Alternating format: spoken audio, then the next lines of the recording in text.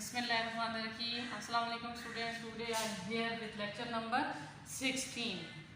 Today our topic is isomerism and types of isomerism. First one towards the isomerism. हम isomerism को discuss करने से पहले कुछ चीज़ें आपको बताना चाहेंगे. इससे पहले भी मैंने आइसो के वर्ड का मतलब आपको बता चुकी हूँ. दोबारा अगेन बता रही हूँ. आइसो कहीं भी वर्ड लिखा हुआ है केमिस्ट्री में आए उसका मतलब क्या है? सेम. तो इसी तरह इसकी डेफिनेशन भी बहुत इजी है आइसोमेरिज्म की.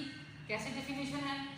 ए सेम मॉलिक्यूलर फार्मूला, जो सबसे बड़ा इंपॉर्टेंट पॉइंट है. Same molecular formula but different in structure. But different in structure is called isomerism. आपने वर्ड क्या याद किया है? सेम. क्या चीज है? Same molecular formula but different in structure is called isomerism. अगर वर्ड आइसोमेरिज्म आपको याद हो गया तो इसका मतलब आप इजीली इन ऑन वर्ड में डेफिनेशन राइट कर सकते हैं. बहुत वेरी इजी. सेम डिफरेंट, यानी आइसो मीन सेम है तो मेरिज्म मीन क्या है? Part unit. Different part unit, यानी different in structure. Part unit क्या है? एटम्स हैं. एटम किस फॉर्म में है? डिफरेंट इन स्ट्रक्चर में. तो उसको हम कहते हैं दैट इज कॉल्ड आइसोमेरिज्म. चूंकि हम इसकी एग्जांपल की तरफ आते हैं, शायद तो आपको एग्जांपल देखने में बड़ी टिपिकल लग रही है लेकिन बहुत इजी और इंटरेस्टिंग एग्जांपल है. देखिए मैंने लिखा है CH3 CH2O CH2 CH3, यानी कि इसके इस तरफ भी एक ग्रुप लगा हुआ है CH3 CH2 और दूसरी तरफ इसके ग्रुप लगा हुआ है, सेम ग्रुप है CH2 CH3. जो इसमें मैंने ग्रुप लगाया है एक functional group that is O. ठीक है, तो दोनों तरफ सेम ग्रुप है तो 2 कार्बन को हम क्या पढ़ते हैं? इथेन. तो जब ये किसी फंक्शनल ग्रुप के साथ अटैच होंगे तो क्या बन जाएगा? इथेन नहीं होगा. ठीक है, इथाइल. ठीक है, दोनों सेम ग्रुप दोनों साइड पे लगे हैं. सेंटर में ऑक्सीजन लगा हुआ है फंक्शनल ग्रुप, तो हम कहते हैं डाई इथाइल ईथर. क्या वर्ड लिखा है हमने? Di ethyl ether. याद हो गया?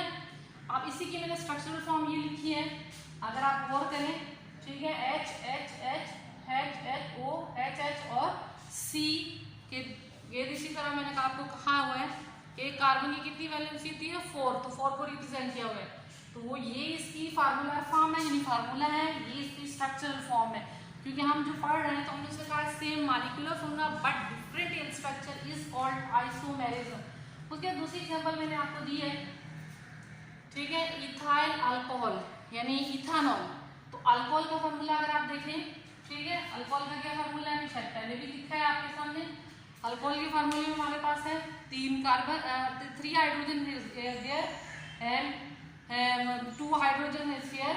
तो 2 कार्बन एंड OH ग्रुप, यानी फंक्शनल ग्रुप क्या है? OH है. तो इसको क्या बोलते हैं? अल्कोहल. अगर सिर्फ फंक्शनल ग्रुप O होगा तो that is represent the ether. अगर 2 हमारे पास O होगा सिर्फ तो रिप्रेजेंट द ईथर, एंड अगर OH होगा तो रिप्रेजेंट द अल्कोहल. तो 2 एग्जांपल हमने देखी है सेम मॉलिक्यूल में but in different structure is called isomerism. आप चाहें तो यही वाली एग्जांपल इसकी पहली टाइप में भी दे सकते हैं. 2 जगह. अब हम आते हैं टाइप्स ऑफ आइसोमेरिज्म. यानी आइसोमेरिज्म अगर हमें क्लियर हो गई डेफिनेशन तो हम इजीली उसी डेफिनेशन को यूज करते हुए एक एक वर्ड की चेंजिंग आएगी और हम इजीली राइट कर सकते हैं डेफिनेशन बाकी उसकी टाइप्स ऑफ आइसोमेरिज्म की. तो टाइप्स ऑफ आइसोमेरिज्म में सबसे पहली टाइप की तरफ हम आते हैं chain isomerism. What do you mean chain? जो एक लॉन्ग चेन होती है कार्बन टू कार्बन, उसको कहते हैं चेन. चेन का सेकंड नाम है स्केलेटल. ठीक है, आप स्केलेटल पढ़ें या चेन पढ़ें आइसोमेरिज्म, वो इसकी पहली टाइप है. तो पहली टाइप आप देख रहे हैं कि स्टार्ट किससे हो रही है? C से, CHAIM. तो चेन आइसोमेरिज्म में हमारे पास क्या है? चेन आइसोमेरिज्म में हमारा same molecular formula but differ in chain, यानी differ in structure is called chain isomerism. वही आइसोमेरिज्म हमारी डेफिनेशन ही रिपीट हुई है, स्मॉल स्लाइटली चेंज है. लफ्ज क्या इस्तेमाल किया है? डिफर भी वही है, सिर्फ हमने चेन की बात की है. तो आपके सामने मैंने एग्जांपल इसकी लिखी है n butane. N mean normal chain, butane mean 4 carbon which contain single bond. ठीक है, एन ब्यूटेन. अब हम आते हैं, एक दूसरी मैंने एग्जांपल इसकी लिखी है, तो उसमें मैंने लिखा है new pentane. New pentane, pentane means 5 carbon, new means यानी ये तीनों जो चारों ब्रांचेस हैं ये अगर कार्बन के बिल्कुल करीब आ जाए तो वर्ड न्यू हमारे पास आ जाता है, NEO, new. Pentane, pentane mean 5 carbon, new mean यानी चारों अल्काइल ग्रुप एक कार्बन पर अटैच है। अगर चारों अल्काइल ग्रुप को रिमूव कर दें तो हाइड्रोजन लगा दें तो बल्कि नहीं होगा, बल्कि सेम फिर हमें मीथेन बन जाएगा। तो चारों मीथेन को हटाकर चारों अल्काइल ग्रुप मैंने लगा दिए, CH3 CH3 CH3, that is methyl group. तो इसको हम कहते हैं that is called new pentane. एक स्ट्रक्चर आपने इसका बना लिया है N-ब्यूटेन, दूसरा क्या है न्यू पेंटेन। अब हम आते हैं नेक्स्ट की तरफ, अगली हमारे पास इसकी क्या टाइप है, that is the position isomerism. यानी what do you mean by position isomerism, तो आप पहले से ही जानते हैं, वही डेफिनेशन रिपीट हो रही है।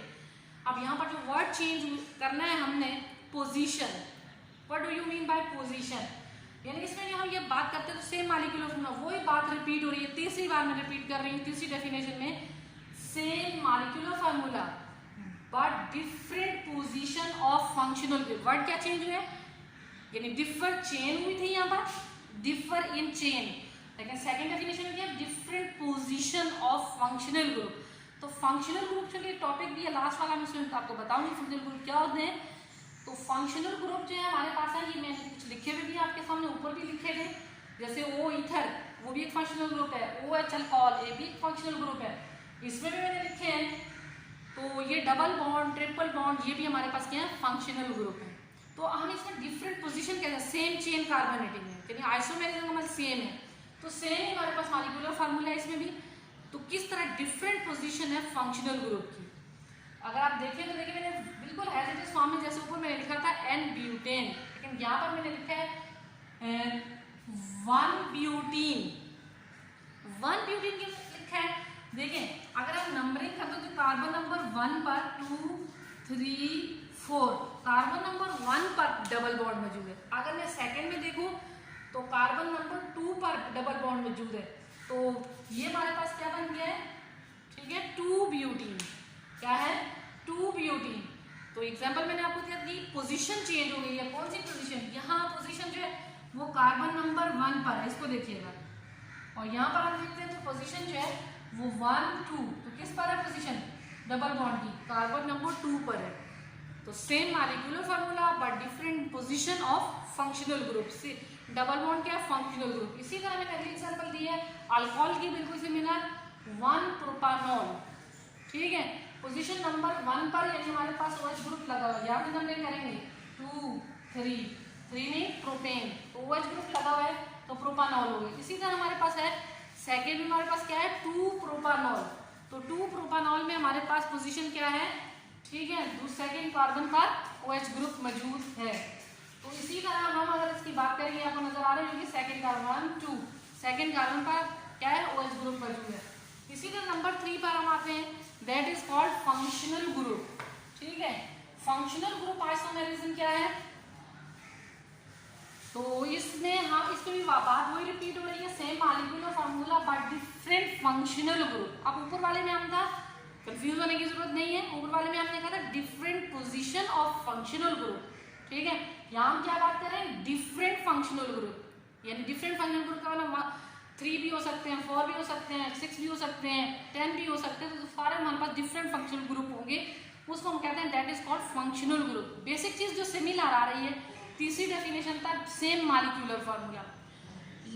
तो इसकी एग्जांपल हम देखते हैं, मैंने अल्डिहाइड की एग्जांपल आपके सामने लिखी है, यानी C+O, और इसकी एक तरफ हाइड्रोजन, एक तरफ अल्काइल ग्रुप होगा, मिथाइल ग्रुप, और दूसरी तरफ हाइड्रोजन, एक कार्बन है, उसकी एक तरफ मिथाइल ग्रुप है, दूसरी तरफ हाइड्रोजन है, और डबल बॉन्ड O है, यानी वो जो C+O लिखा हुआ है ये फंक्शनल ग्रुप है। अगर H हटा देंगे तो ये नेम पूरा चेंज हो जाएगा, जब तक H मौजूद है तो दैट इज कॉल्ड एल्डिहाइड। इसी तरह हमारे पास है कीटोन, कीटोन में भी आप देखते हैं, देखिए पूरा नेम चेंज हो गया है, इसके दोनों तरफ CH3 ग्रुप है और सेंटर में C+O है, तो ये अलग फंक्शनल ग्रुप हो गया कीटोन, ठीक है। इसी तरह अल्कोहल, ये सारे फंक्शनल ग्रुप डिफरेंट हो, 1-ब्यूटीन 2-ब्यूटीन, सारे क्या हैं, डिफरेंट फंक्शनल ग्रुप हैं, 2-ब्यूटीन 1 और अल्कोहल 2, अल्डिहाइड 3 और कीटोन 4, यानी 4 फंक्शनल ग्रुप है। डिफरेंट फंक्शनल ग्रुप का मतलब 4 फंक्शनल ग्रुप हम यहाँ भी चेक कर सकते हैं। उसी तरह हमारे पास लास्ट में same functional group but different alkyl group. अब चूंकि हम अल्काइल ग्रुप को जानते हैं कि हमारे पास अल्काइल ग्रुप कौन कौन से होते हैं। अल्काइल ग्रुप हम कार्बन नंबर 1 से लेकर कार्बन नंबर 10 तक सबको अल्काइल ग्रुप बना सकते हैं। सिर्फ एक हाइड्रोजन रिमूव करते जाएंगे तो हमारे पास क्या बनते जाएंगे, अल्काइल ग्रुप बनते जाएंगे। फॉर एग्जाम्पल सबसे पहले मेरे पास CH4 है, मीथेन है, मीथेन से एक हाइड्रोजन रिमूव करेंगे तो क्या बनेगा, मिथाइल। इसी तरह सेकेंड हमारे पास है इथेन, एक हाइड्रोजन रिमूव कर दें तो क्या बन जाएगा, इथाइल। इसी तरह प्रोपेन, प्रोपेन में से एक हाइड्रोजन को रिमूव कर लें तो क्या बन जाएगा, प्रोपाइल। और इसी तरह सिमिलरली हमारे पास ये चीज़ें रिपीट होती जाएंगी। मैंने कहा डिकाइल तक हमारे पास बन सकते हैं। तो इसमें हम ये कहते हैं फंक्शनल ग्रुप एक ही रहेगा, यानी अगर ईथर है तो एक फंक्शनल ग्रुप ईथर ही रहेगा, लेकिन चेंजिंग क्या आएगी, अल्काइल ग्रुप की। तो अल्काइल ग्रुप हमें पता होनी चाहिए अल्काइल ग्रुप कौन कौन से होते हैं। ठीक है, मैंने कहा कार्बन नंबर 1 से लेकर कार्बन नंबर 10 तक हम अल्काइल ग्रुप बना सकते हैं। सबसे पहला अल्काइल ग्रुप मैंने आपके सामने बताया है R। क्या है अल्काइल ग्रुप है, CH3। ठीक है, C2H5। तो ये सारे हमारे पास क्या है, अल्काइल ग्रुप है। तो हम इसकी एग्जांपल को देखते हैं। ये देखें बिल्कुल सेम एग्जांपल है, डाईमिथाइल ईथर, 2 सेम ग्रुप लगे हुए हैं, लेकिन सेंटर में क्या है, फंक्शनल ग्रुप। यहाँ फंक्शनल ग्रुप वही है, लेकिन क्या है, मिथाइल इथाइल ईथर या इथाइल मिथाइल ईथर। ठीक है, अगर मैं C इसको बढ़ा दूं प्रोपाइल तो मिथाइल प्रोपाइल ईथर हो जाएगा। तो चेंज क्या हुआ है, अल्काइल ग्रुप। हमें अल्काइल ग्रुप समझना चाहिए कि अल्काइल ग्रुप का लफ्जी मतलब क्या है। लफ्जी मतलब क्या है, CH3 C2H5। ठीक है, ये हमारे पास क्या है, अल्काइल ग्रुप है। डिफरेंट हो गए ना, CH3 एक अल्काइल ग्रुप हो गया, C2H5 दूसरा अल्काइल ग्रुप हो गया। तो different alkyl group, same functional group. ठीक है, सेम फंक्शनल ग्रुप रहेगा पर डिफरेंट अल्काइल ग्रुप हो गए, तो इसको हम कहेंगे दैट इज कॉल्ड मेटामेरिज्म। ठीक है, अब हमने किसकी डेफिनेशन याद की, मेटामेरिज्म की। तो अगर हम इसमें से याद रखना चाहें कुछ ही वर्ड हैं जिससे आपको बहुत इजीली रिमेंबर रहेंगे, अगर बहुत से सुनेंगे इसको नोट डाउन करेंगे। यही लेक्चर जो है आपके पास क्वेश्चन भी यही होम असाइनमेंट में मैं दूंगी, पहले आप याद कर लें इसको। क्या याद करना है, CPFM, यानी क्या याद किया हमने, इन दोनों को CP, तो नीचे क्या याद किया है, FN। ठीक है, चारों याद हो गए टाइप्स।